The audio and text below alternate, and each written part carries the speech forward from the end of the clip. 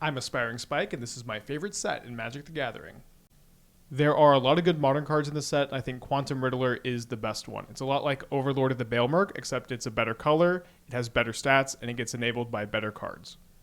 When you talk about these kind of cards, Overlord, Quantum Riddler, these things that you're flickering for value and you get a big creature, it can be kind of easy to dismiss the stats on the card because you think of Modern as being a format with such efficient removal that like the size of creatures doesn't really matter. But the reality is that creatures in Modern are really small and removal is really focused on killing small creatures. So that's kind of a big part of the reason why Overlord of the Baelmerk has been such a good Modern card, is that it's just a huge nightmare for Modern decks to deal with because they're not really equipped to deal with it.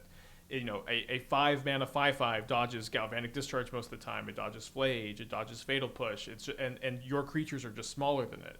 And a 4/6 flyer is better than a 5/5 non-flyer. It blocks Guide of Souls.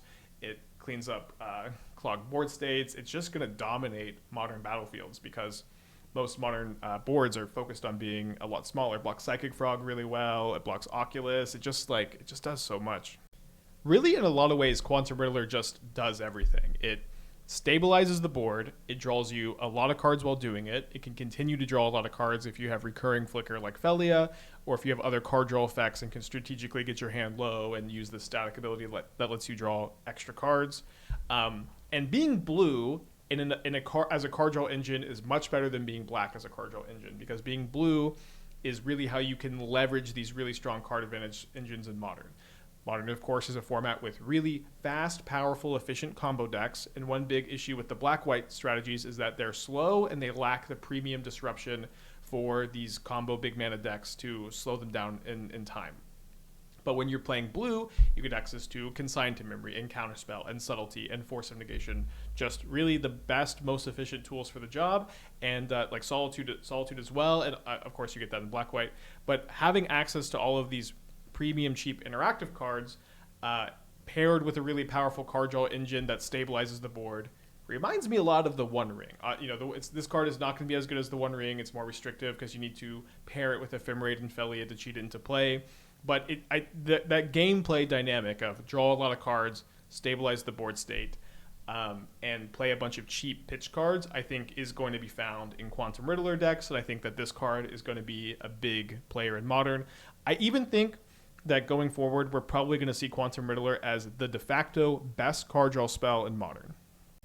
I also really like Pinnacle Emissary. This is kind of a weird warp card because unlike most of them, you're not trying to cheat this card into play with Ephemerate Haliya.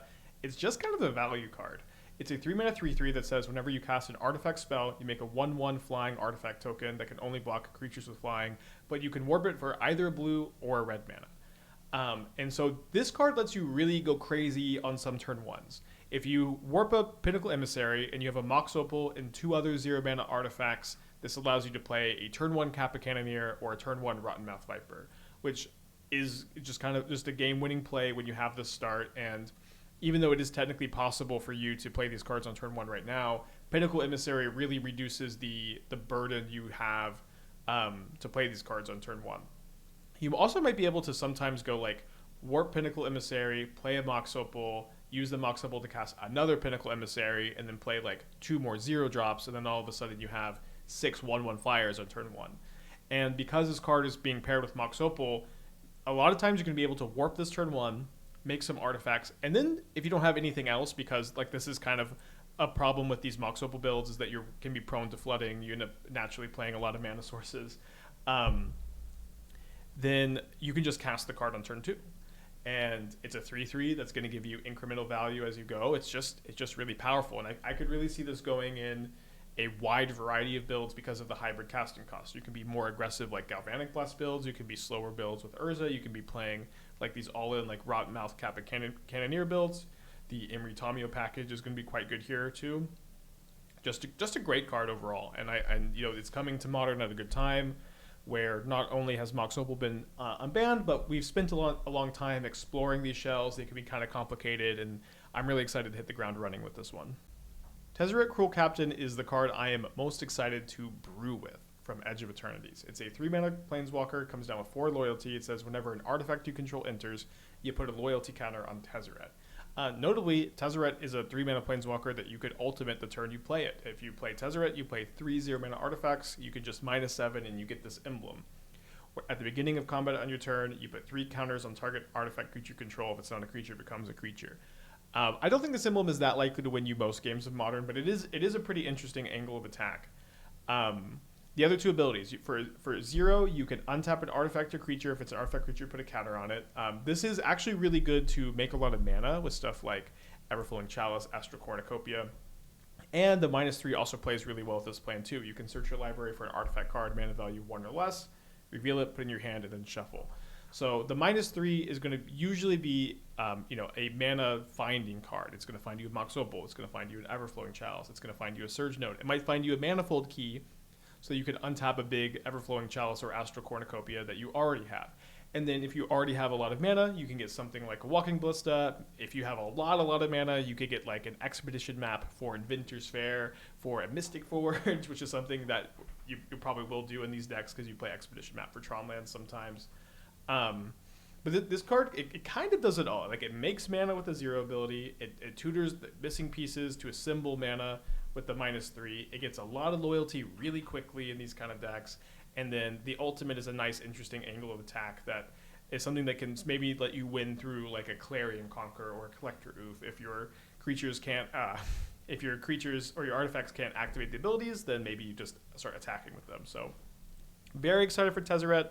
And I do think the Dice Factory deck is a little bit underplayed. When Ugin came out, we had a Dice Factory build, and there's another player who won a Modern Challenge with it, and I think this card goes right in there, and I'm super excited to play with it. Consult the Star Charts is really, really good, I think. It's kind of a weird hybrid of Pillage of the Bog and Memory Deluge. It's a 2-mana instant. It says look at the top X cards of your library, where X is the number of lands you control. You put 1 of those into your hand, but if you kick it for 2 more mana, you put 2 cards into your hand. So like Pillage the Bog, it's a 2-mana spell that lets you select a card from the top of your library based on the number of lands you control. Pillage is double the number of lands, but it's at a sorcery speed and doesn't have that kicker ability where you can get 2 cards. Consult being a 2-mana instant is really crazy. So you can just hold up counter magic, hold up removal spells, and if you don't need to use one of those, you can cast it, or you can dig for like a sweeper, sideboard card, stuff like that. And what's really crazy to me about Consult the Star Charts is that for 4 mana, it just is the front side of Memory Deluge. Memory Deluge is a card that has seen a really good amount of modern play. This was more so before the One Ring was legal. Deluge was a really popular card in control builds, and then the Ring got printed, and now like the best card advantage spell is kind of ambiguous. Some people do still play Memory Deluge, but for 4 mana, you get the Deluge effect of look at the top 4, put 2. But if you have 5 mana, you get to look at the top 5 and put 2. It scales better into the late game than Deluge does. It doesn't have the flashback, but honestly, the flashback on Deluge is not a super duper big deal in Modern. And I should definitely say this: the fact that it can be cast for 2 mana makes it so much better than Memory Deluge. This is the big problem with the card: is it costs 4 in Modern. Games go really, really fast. A card that you can cast in the early game to hit your land drops, find your sweepers early is super duper big deal for a control deck. I think this is a card that you really want to play in your control lists that aren't interested in building around Quantum Riddler, and that would be because you're wanting to play a lot more creature sweepers. I think it's going to be a great fit there. I think it's going to find a home probably as a 4-of. That would be my prediction. I'm unsure if decks like frog decks, like the kind of tempo lower to the ground builds, if they are going to want to play this kind of simply. You don't often get to like 4 mana, sometimes that's not till turn 5. Like, I don't know, these decks, like, they operate on like a lower resource game sometimes. So I'm not sure if you want to play it in your tempo decks. I do think you want to play it in your control decks, and I think this card is simply really, really good and will likely end up being like the premier card selection spell in the control decks in Modern. When I saw there was an Eldrazi in Edge of Eternities, I got a little nervous. Quite frankly, I don't think the Eldrazi decks in Modern at the moment lead to particularly interesting gameplay. But this card, Anticausal Vestige, is an Eldrazi that doesn't really play very normally and will very unlikely go in the normal Eldrazi decks for a few reasons. So, one, this is a 6-mana Eldrazi. Most Eldrazi decks are really interested in playing 7-mana Eldrazi, so you can print these bigger cards to your Ugin's Labyrinths. Its ability, when this creature leaves the battlefield, draw a card, then you can put a permanent card with mana value less than or equal to the number of lands you control from your hand onto the battlefield tapped. This ability is not that good in normal Eldrazi decks, right? Where most of your stuff has much higher mana value than the number of lands you play, because you play double lands like Eldrazi Temple, Ugin's Labyrinth, and you play Utopia Sprawl. Or like Kozilek's Command to make spawns, then cast a big thing. So like this ability is not good to cheat other Eldrazi into play.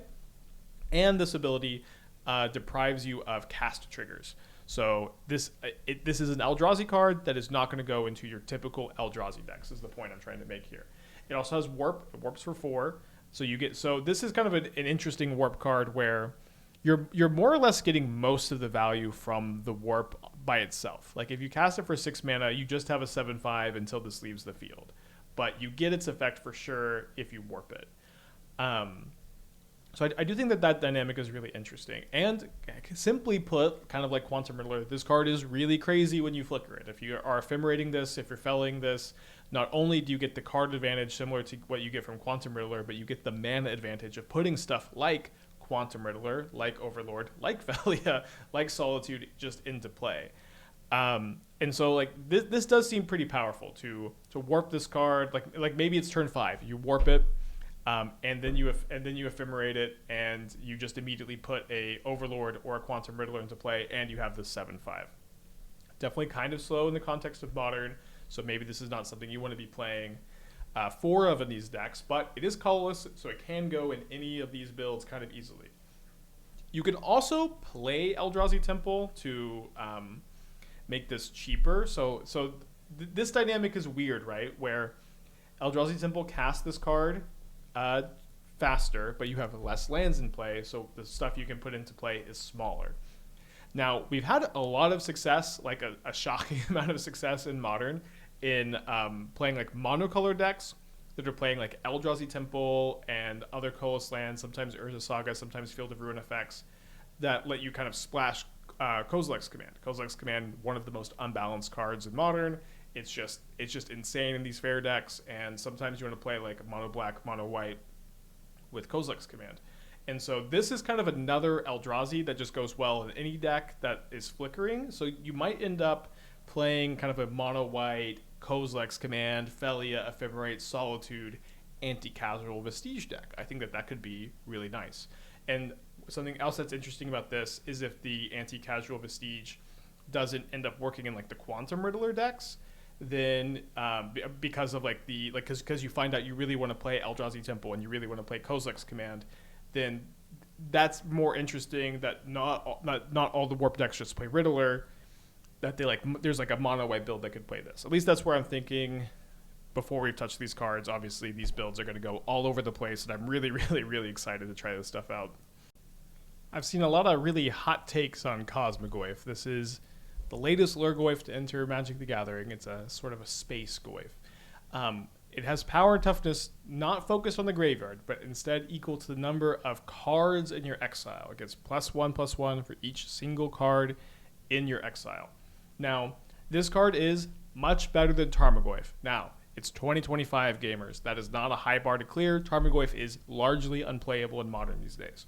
However, Cosmogoyf I do think is much, much better, where on a very base level, the fact that incidental graveyard hate does not affect your Goyf is a really big deal. Nether Goyf struggles with this too, but Tarmogoyf also had this big issue, is your opponent just plays a Relic of Progenitus and that resets your Goyf, and then they've kind of incidentally dealt with your 2-mana creature, making it teeny tiny. There's not really real serious ways your Modern opponents are going to put cards back into your graveyard to shrink your Goyf. Additionally, you could make this card much, much bigger than Tarmogoyf ever could be, and you could do it faster than you could do with Tarmogoyf 2. There are 3 serious ways to do this. I've seen a lot of people suggesting playing Serum Powder to like exile a bunch of cards from your hand, and then it's really big on turn 2. I don't think you probably want to put Serum Powder into your deck. Maybe I'm wrong about that. The best way, I think by a lot, is Detective's Phoenix. Detective's Phoenix is a good Modern card, played a lot of it. It has this ability, Bestow, Collect Evidence 6. So you can enchant this and give it +2/+2 flying haste, and you can exile more than just the 6 mana value you need to collect Evidence 6. You could exile your entire graveyard if you wanted to play a Cosmogoyf and then immediately give it flying and haste, make it gigantic, and just fly over everything and smack your opponent. To me, that seems like a really good play pattern, especially if you're playing like a Street Wraith, Dragon Rage's Channeler, Mishra's Bauble, Faithless Looting, Malevolent Rumbook style deck, where you can fill your graveyard really quickly and you can find your Detectives Phoenixes really quickly with all that card selection to make your Cosmogoyfs reliably very large and potentially very in charge. This is the main way I want to play this card, is put a big Detectives Phoenix on it, exile my whole graveyard, and just smack him.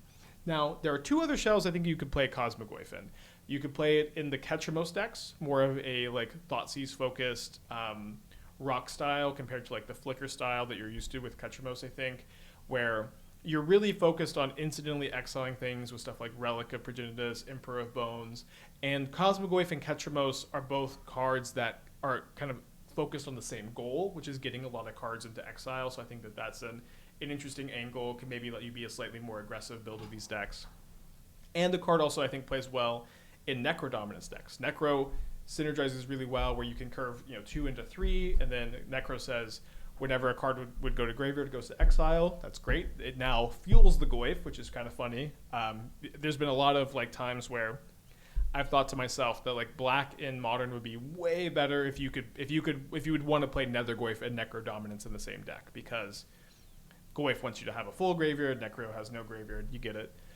But also, in your Necro deck, there's a lot of other ways to put stuff into exile with stuff like Soul Spike and March of Wretched Sorrow. Sometimes you could even play Ketramos and Necro. Playing 3 colors could be a little bit weird, but it's possible you play like this package and the Necro package together all in one. But I do think Cosmogoyf is good. I will say that a gigantic 2-mana creature is not exactly what it used to be. Like these cards are very vulnerable to Fatal Push, and they get chump blocked a lot too, which is part of the reason why I really like the flying on Quantum Riddler. Like Boros is so good at blocking, so like flying is at a really big premium. And this is also part of the reason why I think I'm mostly interested in putting a Detectives Phoenix on the Cosmogoyf. So look out for that. I'm excited. I do think this card is good. This might not be the most exciting thing for you, but I'm really excited about Tragic Trajectory. It's not very often you get a 1-mana removal spell that has modern implications. It's kind of a weird mix of Fatal Push and Tragic Slip.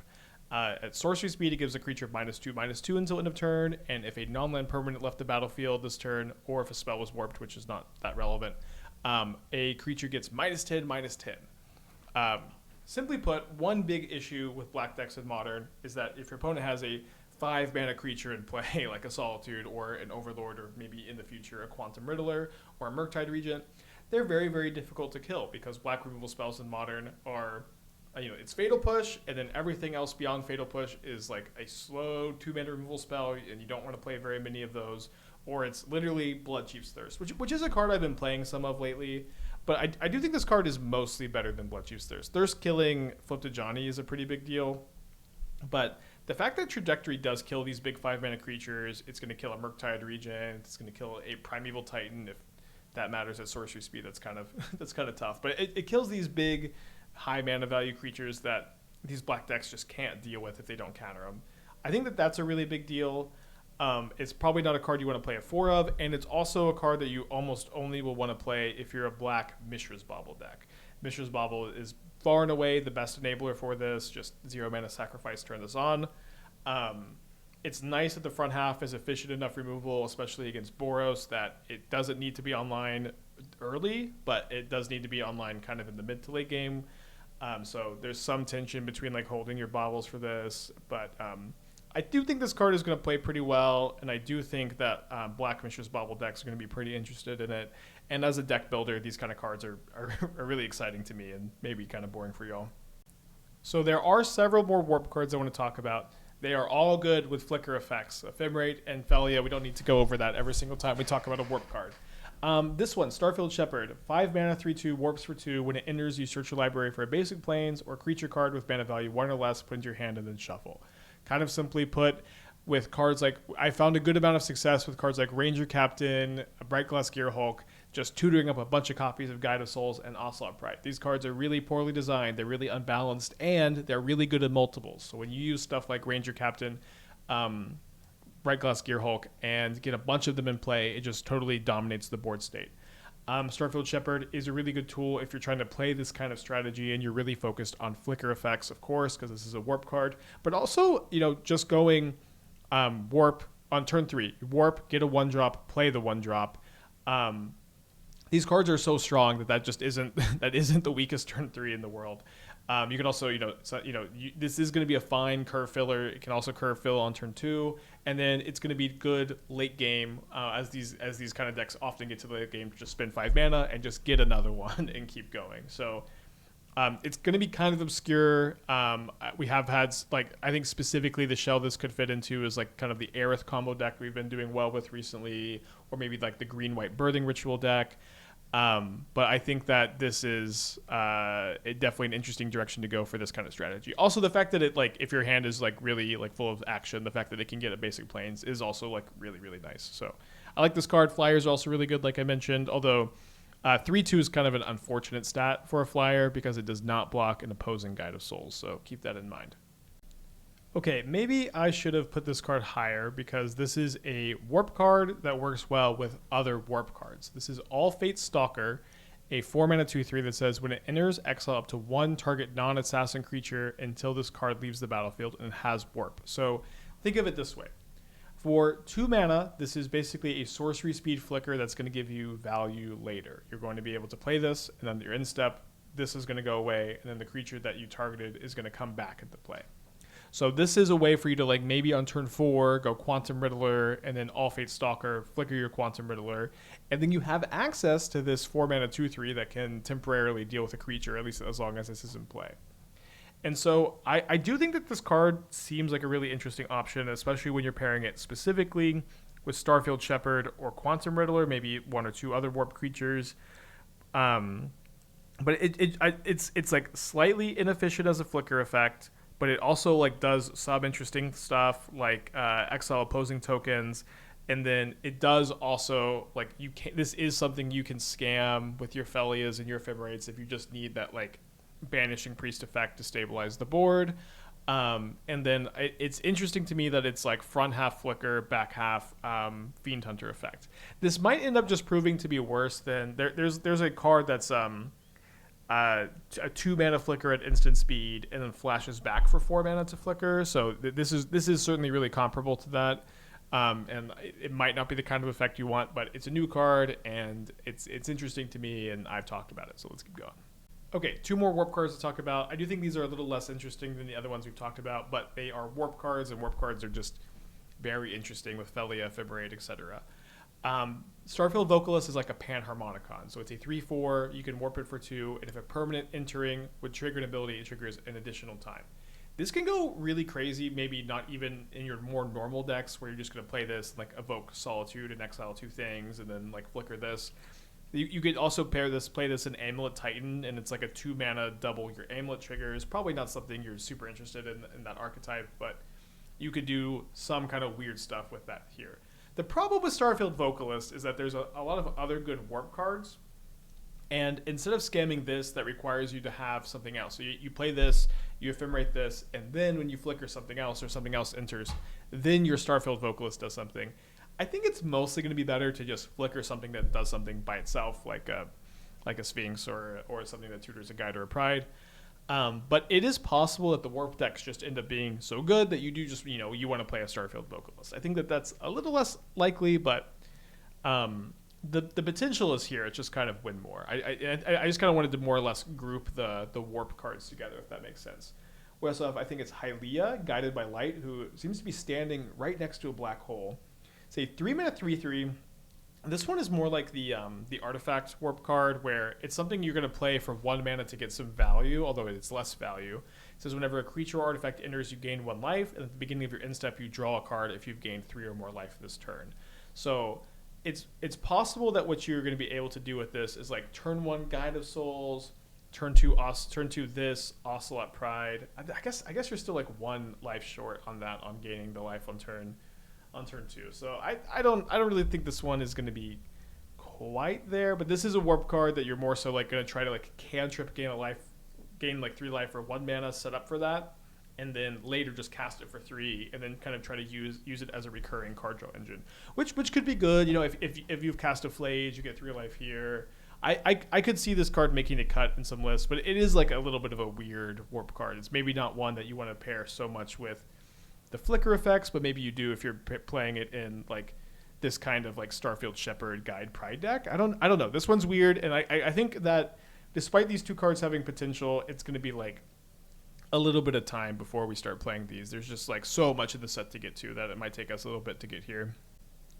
Nova Hellkite is kind of simple too. Like, I think this card is going to kind of hinge on how good is it to deal 1 damage to a creature an opponent controls. Are there a lot of Ragavans? Are there a lot of Ocelot Prides? Are there a lot of Bowmasters? That kind of stuff. Then I think this card's going to be pretty good. Like, if it comes down, hits your opponent for 4, and then kills a creature, and then you can spend 5 mana to just have this permanent dragon in play, I think that's kind of great by itself without the scam stuff. If you do end up flickering Nova Hellkite with an Ephemerate or Ophelia, you get to do 2 damage, which is, I think, kind of interesting. And so the issue with this card is that it's a warp card that wants you to be really aggressive. So like maybe you could be like a Boros Ophelia deck that's a little bit more aggressive than some of the other warp stuff. But I think this is going to be more of like a metagame call if you're ever going to fit it into your deck list. But I do think it would be quite a good tool in some metagames. Now, I don't have too many station cards on this video. Station is a new mechanic on spacecrafts and planets. It's kind of like Crew, where you tap a untapped creature and you put an amount of counters on your spacecraft or your planet, and you get counters equal to the amount of that creature's power. And then they do things based on the number of charge counters they have. Now, my general evaluation of most of these cards are that they are probably not going to play very well in 60 card constructed. I think that the charge counter investment in them is for the most part too high. Now, this is a new mechanic that's really interesting. It lets you take use of summoning set creatures, so it's possible that the mechanic plays a lot better than I'm expecting it to. That might be more so in standard than in modern, but I'm a little bit worried about just spending mana on cards that don't really do anything. Now, spending mana on cards that don't do anything is a lot better when it's a 1 mana artifact. This is a Mox Opal format, it's an Urza format, and like your barrier to entry on a 1 mana artifact is not that high. Especially if you're going to want to pair it in like an Urza Saga deck. Your ability to get 9 charge counters on something like this is really not that tough. Your constructs are just so big, it's not going to be too difficult to turn this into, I think, a 4/4 Flying Vigilance. But it's going to be even easier to make this an artifact that says the beginning of combat on your turn, 1 other target artifact becomes a 2/2 with flying, which is going to let you get in for little tiny chip damage. It's going to be good to put on Tomio Clue tokens, maybe sometimes Mishra's Baubles, maybe sometimes extra Mox Opal mana gets in for 2 damage. Little chip damage, which is kind of nice. But one thing I really, really like about this card is the stats. A 4/4 Flying Vigilance is so good in Modern. A Sarah Angel is so good in Modern because of this guy, Guide of Souls. Guide of Souls, the like blue Urza versus Boros matchup is something I've played a lot, and it's actually like really close. And one way you end up losing a lot is just like the games go really long, and it's really hard to check Guide of Souls jumping creatures. And so you have like usually one big construct of the Shadow Spear on the ground, and your opponents are start to fly a bunch of stuff with Guide of Souls. And so a 4/4 flyer. Not that blocks the Guide of Souls when it attacks. It blocks Ocelot Pride when it gets jumped.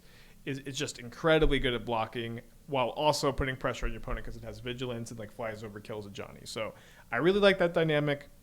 I'm expecting if you play 4 Urza Sagas and 4 Urzas that turning this into a creature is not going to be that tough. That might not be the case. It might just be really tough and it might be too much mana. It's a new mechanic. We're going to have to play with it before we really understand how it works.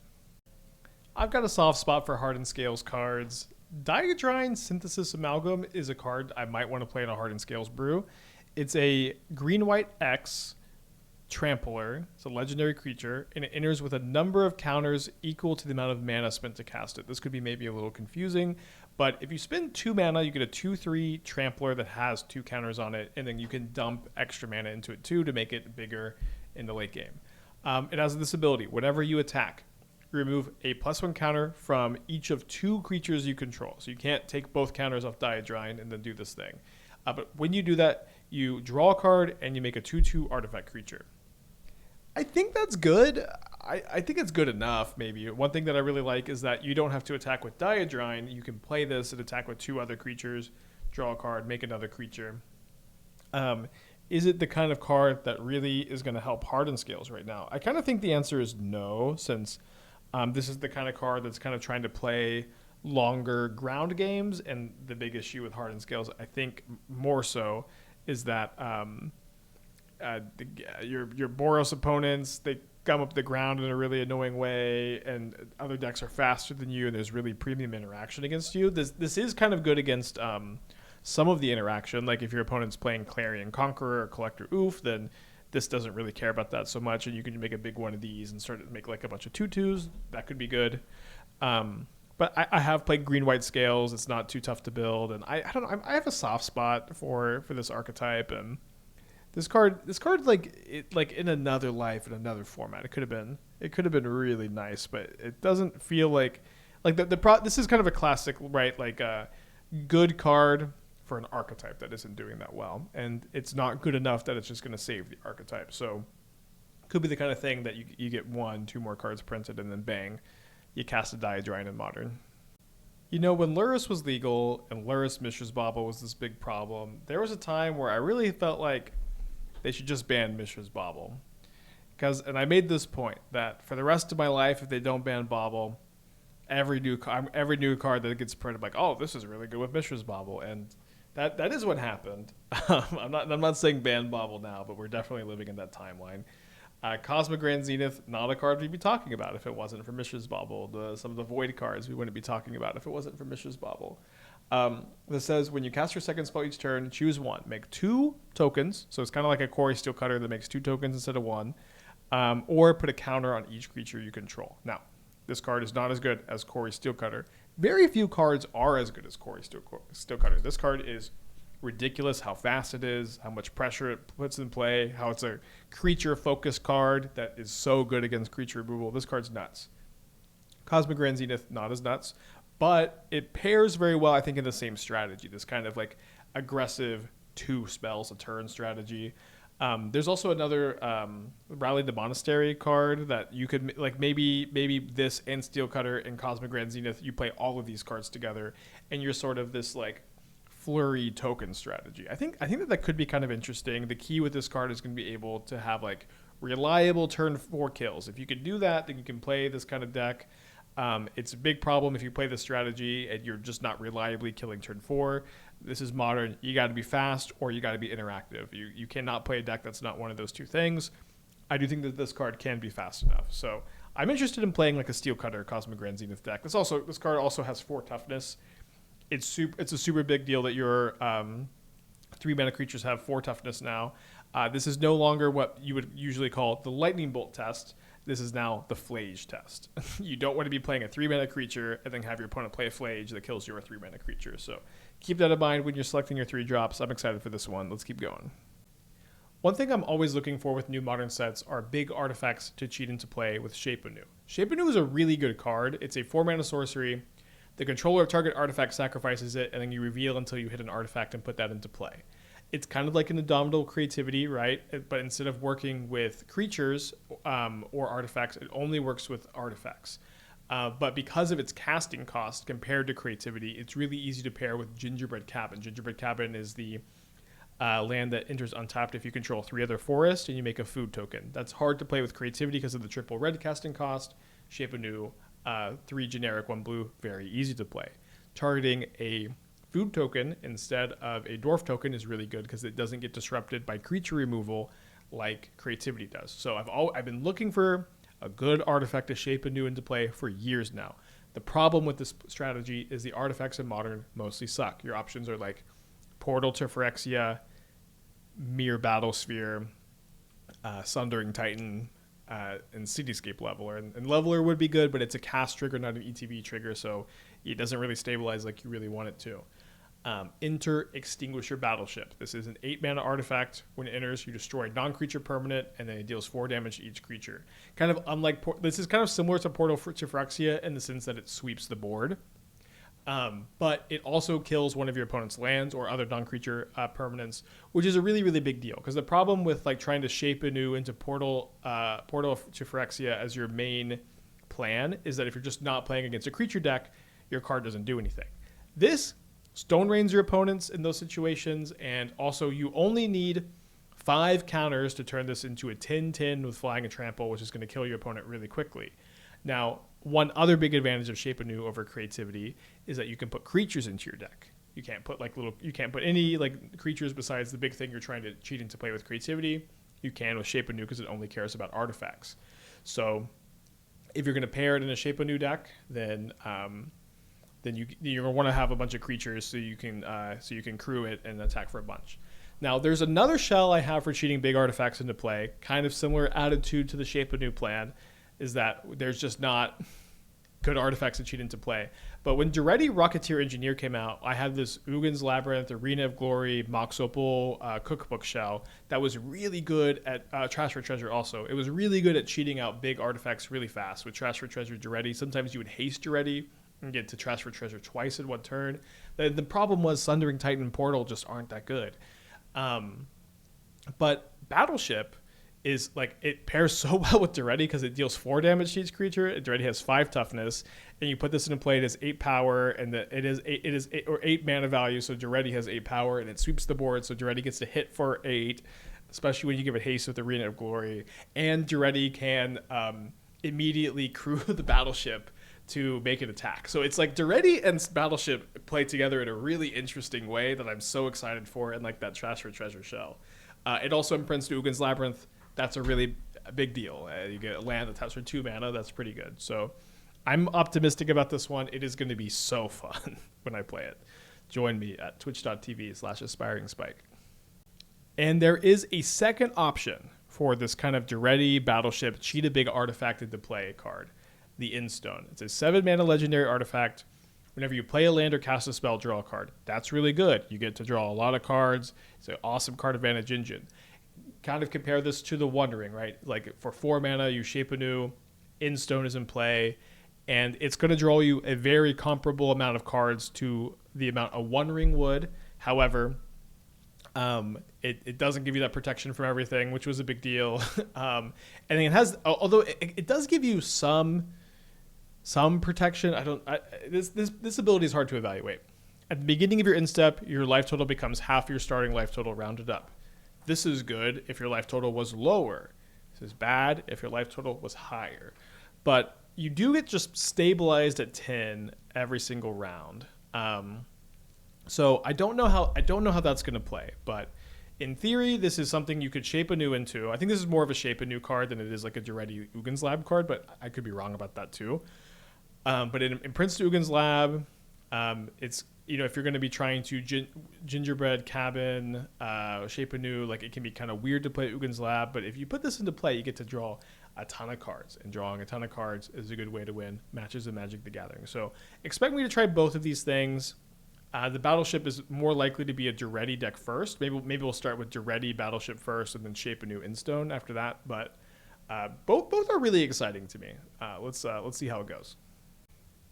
We also have 2 interesting red 2-drops that are both doing a lot and play well together. We've got Weapons Manufacturing, a 2-mana enchantment that says whenever a non-token artifact you control enters, make a colorless artifact token named Munitions that says when this leaves the battlefield, it deals 2 damage to any target.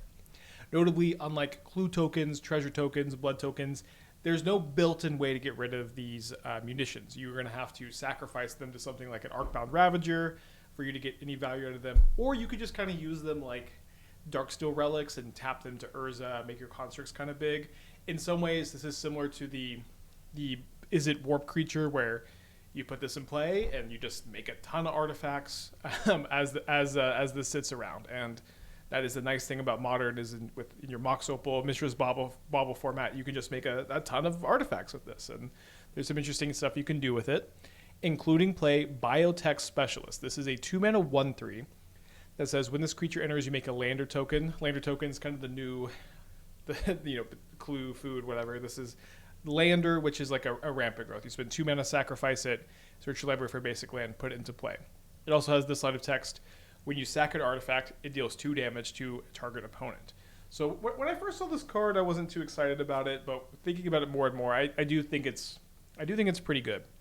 I think one thing that's interesting about Biotech Specialist is that you can green sun for it relatively cheaply, which allows you to like be more in on this as your main win condition. Just getting like, if you're getting like 2 of these into play means a Mishra's Bauble is 4 damage, a Chromatic Star is 4 damage, a Treasure Token is 4 damage, and that's going to kill your opponent pretty quickly. And then maybe if you pair both of these together, if you have a weapons manufacturing in play, or sorry, if you have munitions tokens in play, and you're sacking them with a Biotech Specialist, that's 4 damage for each munitions token. It's just going to kill your opponent very quickly. I think there's a possibility that you could build a deck around either card individually or both cards together, but they are interesting and powerful and cheap. And this is a Mox Opal format. It's probably a good time to mention this too, is like Mox Opal has been kind of a controversial card in general. There are some players who didn't like that it was unbanned, and there are some people who felt like it should have been banned instead of Underworld Breach.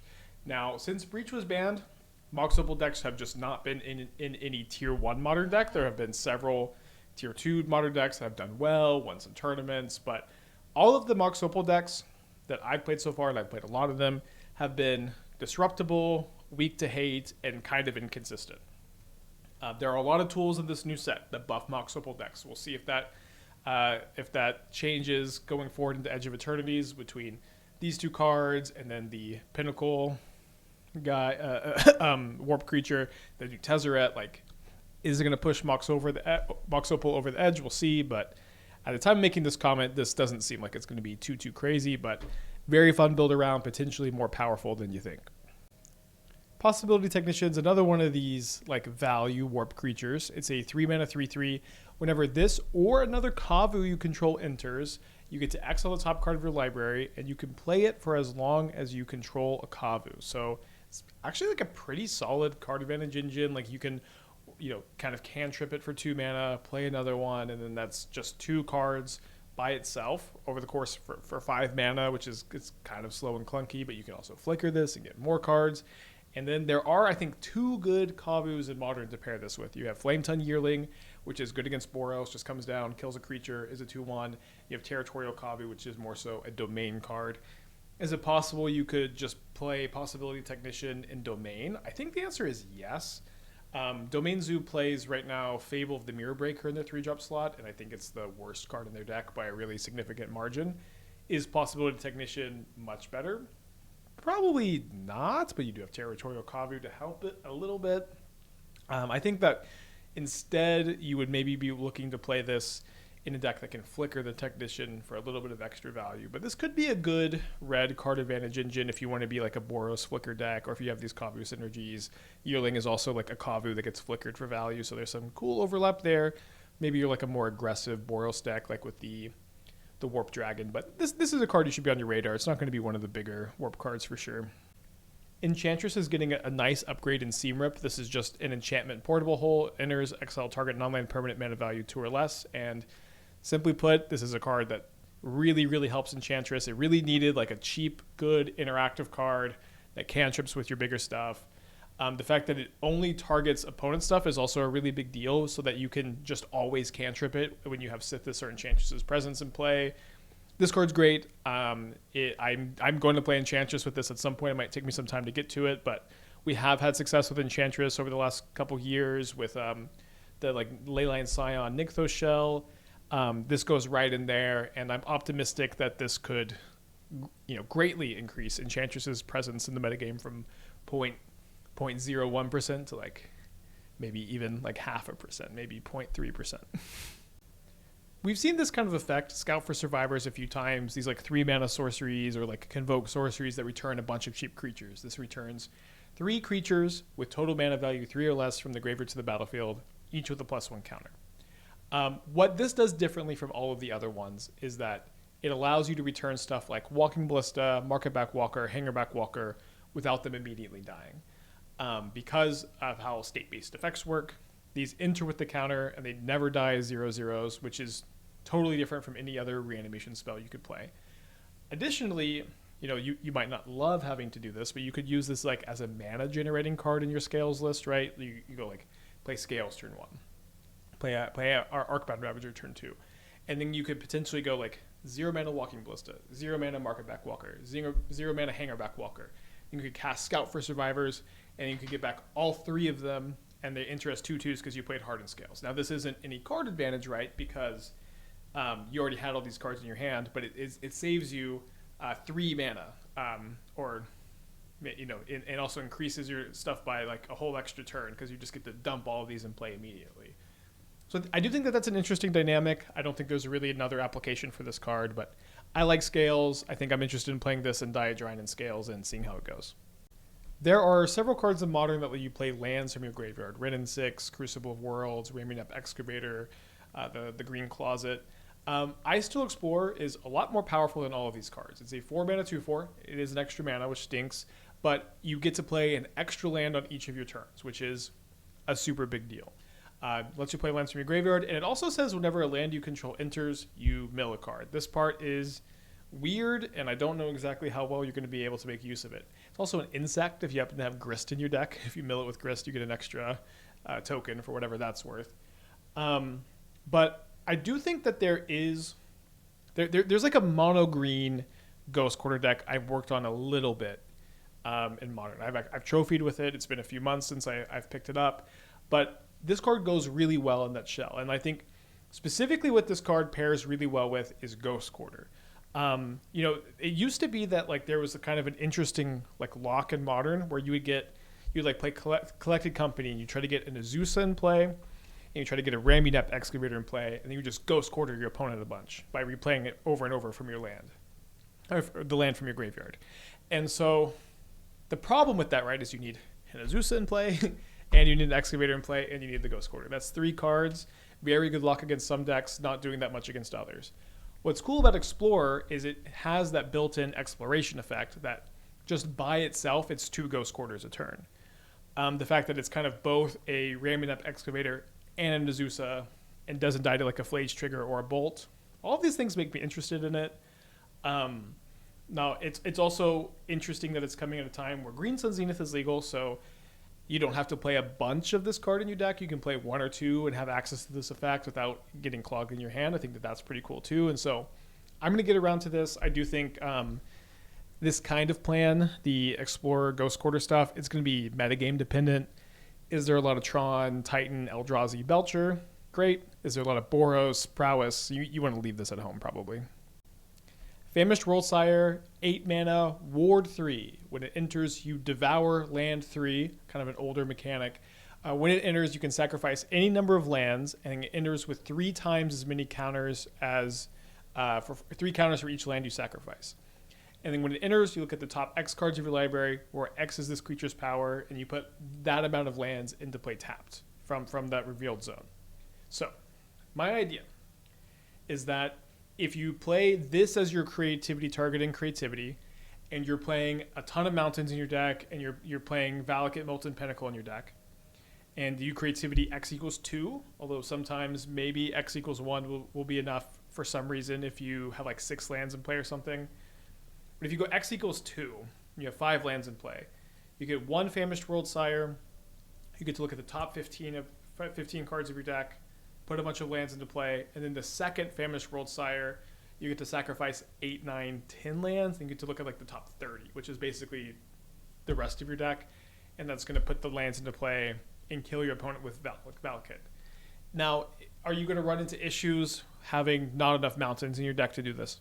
There's a good chance. Maybe it's the case that you can just like leave Valakuts and some mountains in play and sack just like your fetch lands. Maybe you need to play like 30 lands in your deck for this to work. Maybe that's too much. But it does seem like it kills potentially faster than like your normal creativity list does. Like if you were to go creativity X equals 2, put 2 Primeval Titans into play, I don't think that just kills your opponent immediately. So like this is maybe a little bit faster, but I'm going to have to goldfish a lot to see if it even works. But just here's the idea, and we'll see if it goes. Emissary Escort is a 2 mana 4 toughness artifact creature, and it gets plus X plus O, where X is the greatest mana value among other artifacts you control. So this card is interesting when you're pairing it with cards like Thought Monitor, Frogbeard Enforcer, the 7 mana value affinity creatures to make this a 2 mana 7/4. And it's interesting when you put a Shadow Spear on this thing, so it becomes an 8/5 trample lifelink. It also blocks really well in the early game, doesn't die to Flage, doesn't die to Bolt, taps to Urza for mana. A card that I think is interesting, one thing I'll say is that these 7 mana affinity cards have not really felt like a really important part of these like Urza builds I've been playing, or just like builds of affinity in general. So maybe Escort pushes the needle on that a little bit, but I think it's probably not going to be where we're super focused on early on building these new affinity decks. There are like just millions and millions of good utility lands in Modern. Secluded Starforge is one of them. It's a land that enters untapped, taps for a colorless. You can spend 2 mana and tap it, and tap X untapped artifacts you control to give a creature plus X plus O. So if you're putting, so it kind of like cranial platings, like a Midnight or a Ornithopter or Thought Monitor, unless you get in. And you can also spend 5 mana to make a 2/2 artifact creature. So the problem is there's just so many colorless utility lands. It's not clear to me that this is the best one. If you were to play it, it would be in like a colorless or like mono red affinity aggro deck, which is not a super common strategy in Modern, but it's a playable utility land in a world where there are like infinite playable utility lands. Of all the spacecrafts in Edge of Eternity's, Sledge-Class Seedship has the most potential by a really wide margin. It's a 3 mana artifact. If it has 7 or more counters on it, whenever it attacks, you can put a creature card from your hand onto the battlefield, not tapped, no restriction on mana cost, just hand, battlefield, bada bing. This is really efficient. Like, let's just imagine that the station cost isn't here. This is a 3 mana thing. It doesn't die to creature removal, and then the next turn it turns into a creature, attacks, put an Atraxa into play, or put a Gristlebrand into play, or whatever. That's really good. Now, the problem with this is that you have to build a deck that has big enough creatures to get 7 counters on this, and is also playing big things to cheat into play. One thing that's a little bit interesting too is like you could like just put a Disciple of Freyalise into play, and you could sack the Seed Ship, and you could draw 4 cards and gain 4 life, and that seems kind of powerful potentially.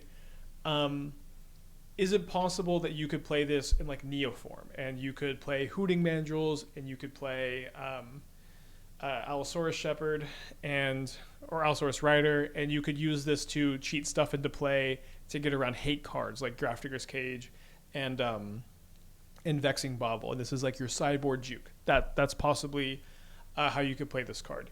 Could you play this in a Goryo's deck, and you are maybe playing Underworld Cookbook and Asmo as like extra ways to discard stuff, and then you have like Mox Opal in your deck, and then this is another artifact from Mox Opal, and then you're using Urza Saga Constructs and Asmo to put counters on this as an extra way to cheat stuff into play, and cheat stuff into play through Graveyard Hate.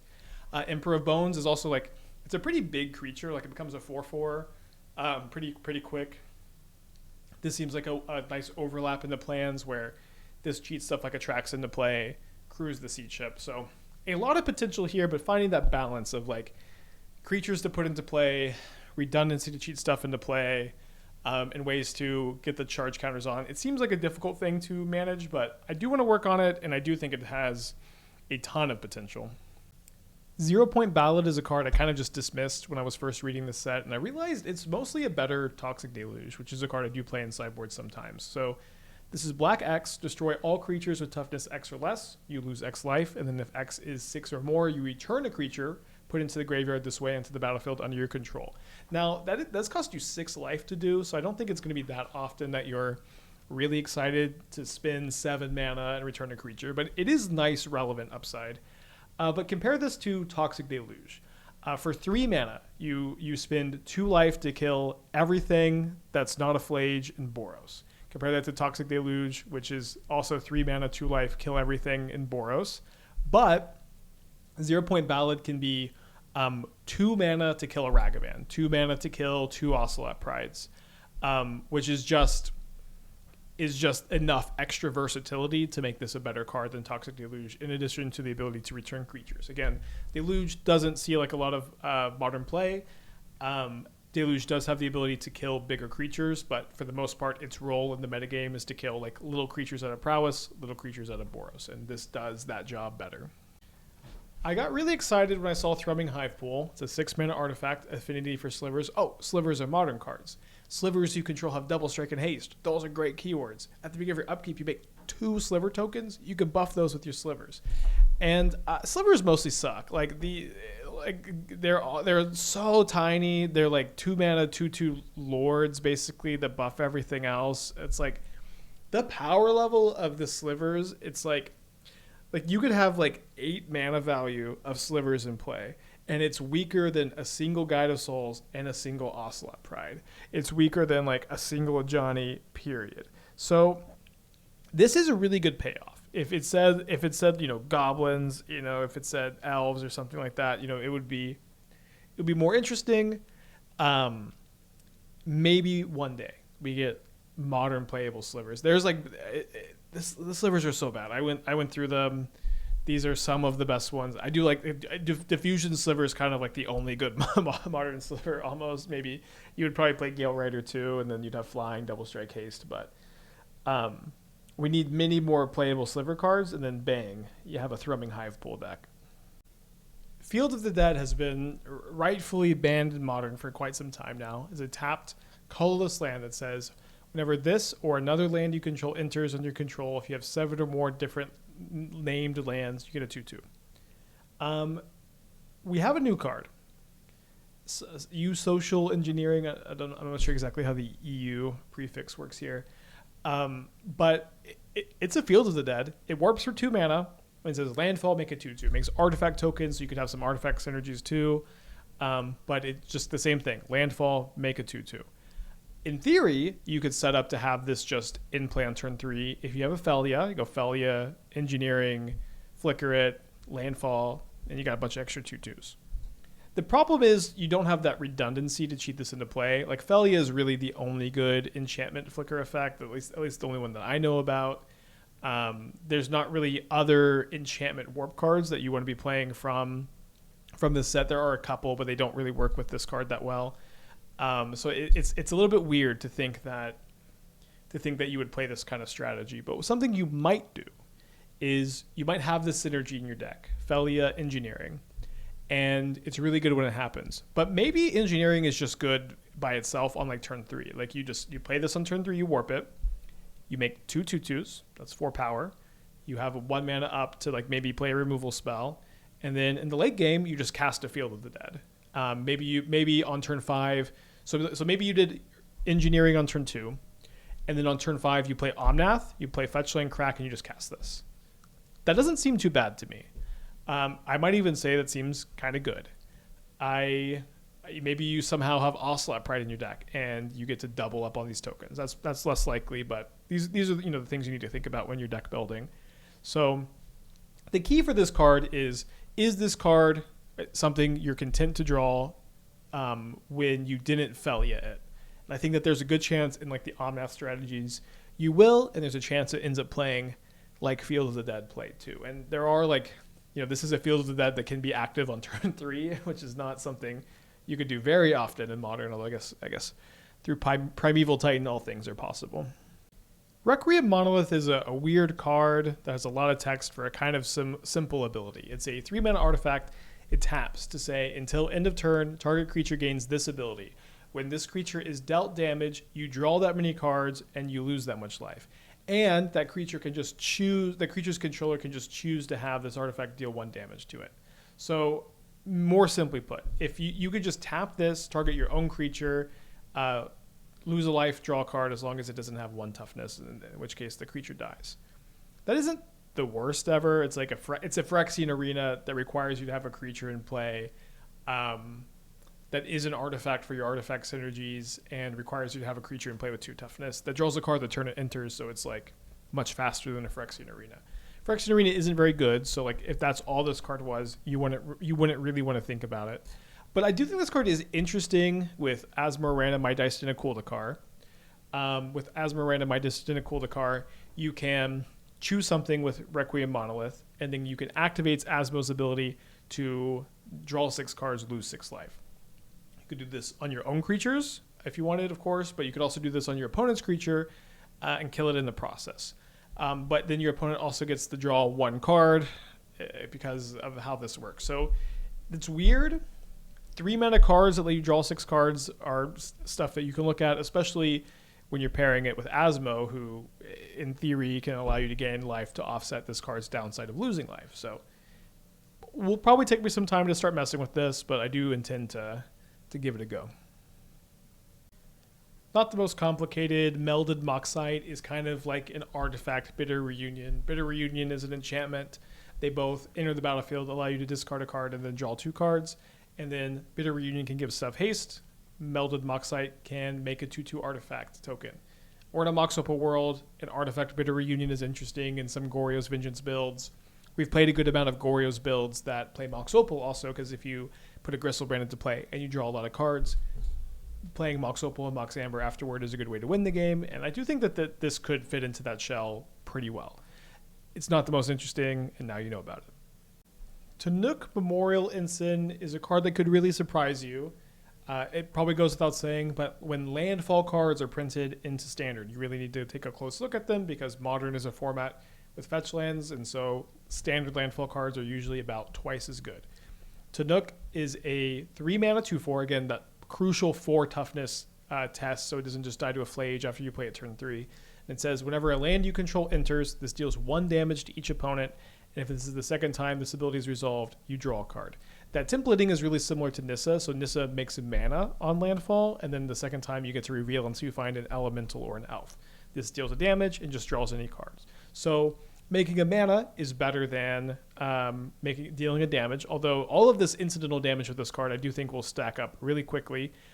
Just drawing a card is really nice on this. The fact that you don't have to think about, okay, what am I going to play? Be a Solitude deck? Am I going to be an Omnath deck? Am I going to be a Rotten Mouth Viper deck? And it's like, how am I going to build around Nissa? You don't really have that deck building requirement with Tanook because it just draws a card, which is interesting. You can play both together. You can play both together with Green Sun Zenith, both together in a Collected Company deck. Like they're 2 cards that do kind of similar things, and you don't have to be mutually exclusive. I should say this. I think Nissa is a really good and underplayed card. I think this card is really often something you play on turn 4. It gives you 2 mana back and it draws you a spell. So this is more resilient because it has 4 toughness. It deals damage directly to your opponent, which is great. And it's green and red, which is good with red and 6, although that's not different from Nissa. But I don't know. This card could just surprise you. It's also a Kavu for Possibility Technician. I don't know that matters all that much, but it's something you should know. So let's keep going.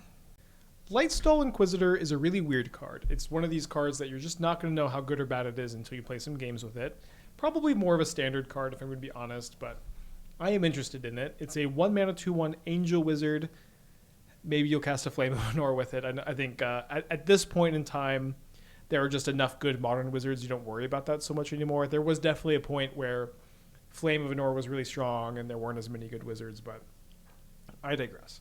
So Lightstall Inquisitor says, when this creature enters, each opponent may exile a card from their hand, and they can play that card as long as it remains exiled. If it's a spell, it costs 1 more to play, and if it's a land, it enters tapped. Now, what's interesting to me about this card is that my understanding of this is that this is a static ability, and the land only enters tapped if this is in play, and the spell only costs 1 more if this is still in play. And if it dies, then you just get to use it as normal. If that is the case, and that's how it works, multiple copies of this card are really nuts. So if you can do something like turn 1 Lightstall Inquisitor, turn 2 Mockingbird Inquisitor, play another one, then all of the cards that have been exiled cost 3 more. Or if they're lands, they're just tapped. I think that's interesting. It could be powerful. I have played some like blue-white energy Mockingbird shells, and like maybe you would want to play this in that deck. If I'm wrong about this, and it's just always 1 more, even if this isn't in play, then this whole Mockingbird plan isn't as interesting, but then this card just is really good. So I'm not 100% sure how it works. If you know, let me know in the comments. And this is definitely one that you just want to cast a couple times and see how good it is. Hardlight Containment is kind of an interesting removal spell. It's an enchantment aura. You have to enchant an artifact you control. When it enters, you get to exile a creature an opponent controls until it's leaves, so it's kind of like a creature-only O-ring. And it gives the permanent ward 1, so it's a little bit tougher to deal with. The problem with this card is that I think Dispatch is just so much better. Dispatch is a really good card. It's 1 mana, exile target creature if you have Metalcraft, or tap it if you don't. Usually you just want to exile. And that's super fast, super efficient, and obviously doesn't have the downside if it gets removed, then they get the creature back. But maybe in some sideboards, some metagames are playing Blue-White Affinity, and you play 1 or 2 of these in a sideboard if you're going into a matchup like Dimir Frog, where you want the extra creature removal and you don't think your opponents are ever going to be able to kill the thing. So very narrow, but in your toolbox now. Cryogen Relic's kind of an interesting Ichor Wellspring variant. 2 mana artifact, enters or leaves the battlefield, draw a card. Kind of similar to Wellspring, enters or put into a graveyard, draw a card. It also has a built-in way to get rid of it. So it's more powerful than Ichor Wellspring, but it does cost a colored mana, which is a downside. You can sacrifice it to put a stun counter on a tapped creature. So you can't stun counter an untapped creature, which kind of stinks, but you can just kind of keep one tapped down for a bit, which is something. This isn't enters or leaves, so if you can flicker it with Haliya, and again, there's not really anything else good to flicker it with in the format, but if you can flicker it with Haliya, you get to draw 2 cards. So maybe if you're like a Tamiyo Haliya deck somehow, which seems pretty unlikely, but if you were playing both of those, like this could be a good way to flip Tamiyo. It also just kind of flips Tamiyo by itself sometimes, which could be interesting, but kind of a very narrow role player. But this is a card a lot of people in my chat have been super excited for. Maybe it's better than I think, but in my opinion, very narrow role player. Okay, so it's 2025, and they've printed Gaia's Cradle and Tolarian Academy at home. They both intertapped. They're not legendary, which is a pretty big deal for these. And they have the station ability. So if you, over the course of the game, can tap 12 power of creatures, then all of a sudden these turn into Gaia's Cradle -1 mana and Tolarian Academy -1 mana. Is that good? I'm asking you, and I'm asking myself, because it's like, these are lands. You have to remember these are just lands. They intertapped, which stinks, but over the course of a game, you might be able to, for each creature you play, just like if you're playing mono green elves, and just each elf you play, you tap them and you add some charge counters, and then you have a big turn where you play a few elves, you have a lord in play, you tap them, and all of a sudden you have a Gaia's Cradle active for the rest of the game. Same thing with the God Core. You're making constructs. As you make the constructs, you tap them, you have a Tolarian Academy. These are just not the kind of games that are usually happening in modern games. Games are fast, removal is heavy, and there are a ton of good utility lands you can play, and utility lands that oftentimes even enter untapped. So this is a new mechanic, and I see a lot of people just completely writing these off. And I don't want to be one of these people. I do think, like, these are just lands that don't require any mana investment to eventually become really powerful. I guess they require the mana investment of being tap lands, but the tapping of the creatures could, in theory, be incidental. In practice, even though I want to keep an open mind on these, I don't actually think that they're going to get there. Maybe you play like one Evindo and a White of the Reliquary deck, and maybe you play the Titanic God Core in Mono Blue Urza, and maybe it ends up just kind of underperforming. So I want to keep an open mind to these because this is a new mechanic and we haven't played with it. And one thing that makes me more optimistic that the station mechanic in general could be better than what we think is that, like, this is something that we haven't played with yet, and it's very easily to dismiss this, but this is something that has been play tested by Wizards in theory. And in theory there's maybe more to like how these cards and their play patterns work. But my instinct is also that these probably won't be good, but I just want to keep an open mind and an open heart because the potential does seem like it could be there. I don't know what I'm doing with Frenzied Baloth, but I do really like it. It's a 2-mana 3/2. This spell can't be countered. Trample Haste, which is pretty good. Trample Haste 3/2 for 2. And then creature spells can't be countered. Combat damage can't be prevented. Maybe coming to Modern a little bit late. Maybe this would be like a 1 of Green Sun Zenith target if the ring were still legal or something. But I don't know. I really like this guy. Maybe this is like a Court of Calling target against counterspell decks and Yawgmoth, which is kind of boring. Maybe maybe Neoform is playing this to protect their stuff. You can like Summer's Pact for it, but I don't know. I just like this guy, and it is costed in a way that you could put it in some modern strategies, and it's really weak against red. But I don't know. I really hope I could find like a cool place to play this instead of just I'm gonna Summer's Pact for it as my Neoform deck. But I mean that might be good enough. The more I think about it, the more I do think Timeline Color is a kind of power crept Bloodghast. There's a lot of advantages to this card over Bloodghast, but the problem is Bloodghast is just not a very good modern card these days, even with Faithless Looting being back in the format. So Color is a 2-mana 2/2 haste, much better than Bloodghast. Second toughness matters a lot, and it can attack the turn you play it, which does matter. And this card can also block. Being able to block with your recursive creature is good. And then like Bloodghast, you can recur it from the graveyard. It costs a mana, which is a lot worse than just the landfall, right? But you can warp it. It always has haste, so you don't have to have your opponent at a low life total. You get to smack them, and then it warps over to exile, and then you can potentially replay it and then block again. So Color is like weird in the sense that it's like it's more aggressive on turn 2 when you're just casting it. And this is the problem with these cards, is that just casting them for 2 mana stinks. But this one's much better. It's better on offense, and it also actually plays defense. So that has me kind of interested. It's good the Faithless Looting away for value. And then it also does continue to play defense if you're playing a really long grindy game, but it doesn't like block the turn you play it. So like that dynamic is a little bit weird. So, maybe like you can have a build that's playing both of them though, and playing Bombardment and Looting and maybe Sephiroth and like being like really in on this kind of strategy. We have played these strategies on stream some. They're really, really fun. Some of my favorite decks to play, but they haven't been very competitive, especially because Boros Energy is just a better Goblin Bombardment deck. Maybe you can play a Johnny too, but I'd like to get around to this at some point. It does seem like there's a lot to get to with Edge of Eternities, but thankfully, we'll be live every day trying it all. Slowly but surely, we are finishing the Arch Charm cycle. We had Archmage's Charm, Archdruid's Charm, and now we finally get Arch Enemy's Charm. It's triple black, instant. Get to exile a creature. Planeswalker exile is really nice. Or you could return 1 or 2 creature cards and or Planeswalker cards from your graveyard to your hand. Or you could put 2 counters on a creature and give it lifelink. I don't think this card's great.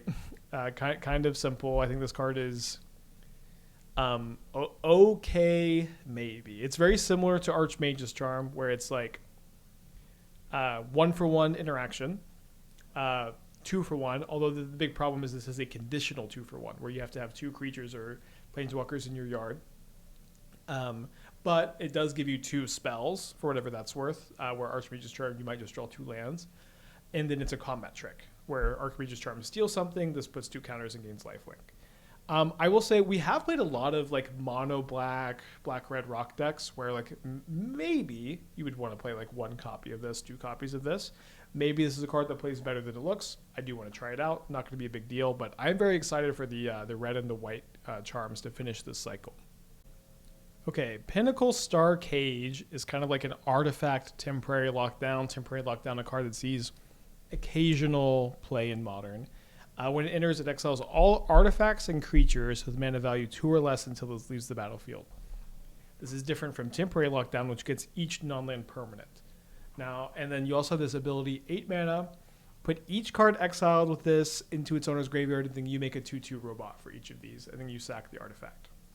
So, there's like 3 reasons you might place Pinnacle Star Cage in your deck. 1, you might be like an enchantment-focused deck that's playing Utopia Sprawl, and you're playing the new Enchantment Portable Home, like you're just playing Enchantress, and you want access to a sweeper that doesn't get your little enchantments, so maybe you would just reach to this artifact instead. It doesn't trigger your enchantment synergies, but it also doesn't mess with them either.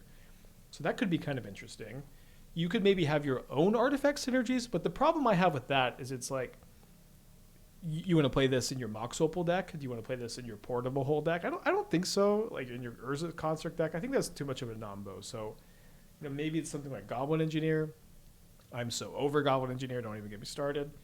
And maybe this 8 mana ability is better than it looks. It is, it's not nothing. It's good when these cards have upside, mana flood insurance. But I think that if I build this Enchantress deck with the new Enchantment Portable Hole, then it does seem to me like I might play one or two of these in the sideboard for that reason. So very narrow, but kind of interesting. Art is also really nice, so that's a plus.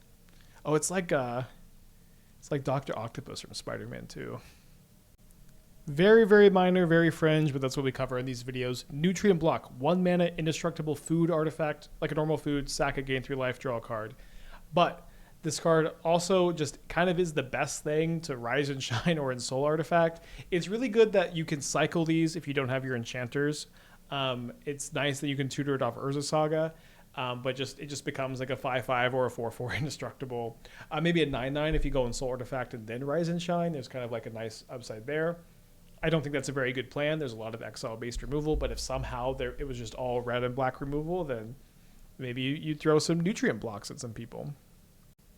Have a couple maybe cyborg cards. There's a million naturalized effects. This one kills an artifact or enchantment, but it also gives you a lander token if the mana value was 2 or less. If you're playing like a Valakult deck, I could see this being like the naturalized you select because those lander tokens matter a lot for you.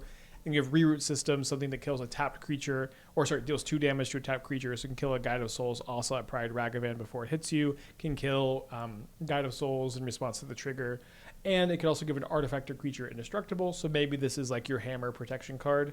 Maybe you could play this somewhere else, but like totally fine sideboard cards, not too exciting. I want to mention Temporal Intervention. You know, I'm kind of doomed for the rest of my life to be like, this card's good with Mishra's Bauble. It's a 3 mana Thoughtseize that doesn't deal you 2 damage, that costs 2 less if you void it. So if a non-land permanent left the battlefield. With Mishra's Bauble, on turn 1, this is better with Thoughtseize. Without Mishra's Bauble, this card is way worse than Thoughtseize. And the thing is, there are just really no other good enablers for this. And simply, I don't think that you should put a discard spell in your deck that isn't good on turn 1.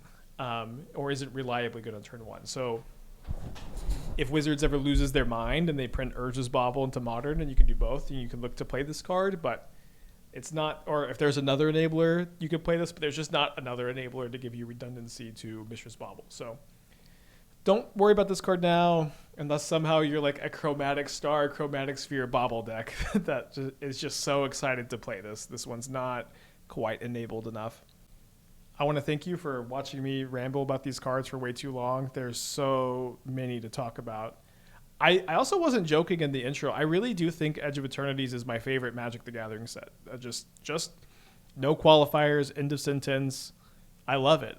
The art is beautiful. The setting feels so fresh. It feels not like classic Magic the Gathering. It feels like Magic the Gathering just moving in a really healthy and positive direction, setting-wise and flavor-wise, you know, in the midst of Final Fantasy and Outlaws of Thunder Junction, and a lot of like going back to the same plane over and over and over again. This is awesome. And I'm not someone that really talks about that stuff very often, but I do appreciate that we have this wonderful, pretty backdrop to play our game on. I think that's something that can be kind of easy to forget as like competitive players, but it is really nice that they take the time to make these settings for us to enjoy, even if it's not our primary focus. Oh, I did have a few cards like this card, Eternity Elevator, that I decided to skip on the PowerPoint. Cards that are like, I know we talked about some fringe cards on this list, but they were like a little too fringe even for me. Terra Symbiosis was one of them too. Just like, let's just skip. The video's too long anyways. But thank you for watching. I'm going to be live at twitch.tv/AspiringSpike starting Tuesday the 29th. Brewing tons and tons of new decks with Edge of Eternities. That's what I do all the time, is I'm just live there trying to build and play and innovate new modern decks all the time. So hopefully you join me there. Hope you enjoyed this video. I've been Aspiring Spike, and I'll see you next time. Bye. Stelly Reclaimer is a 5-mana 5/4 flyer. When this creature enters, you return non-creature, non-land non-creature. Oh. I thought it was creatures too. This card sucks.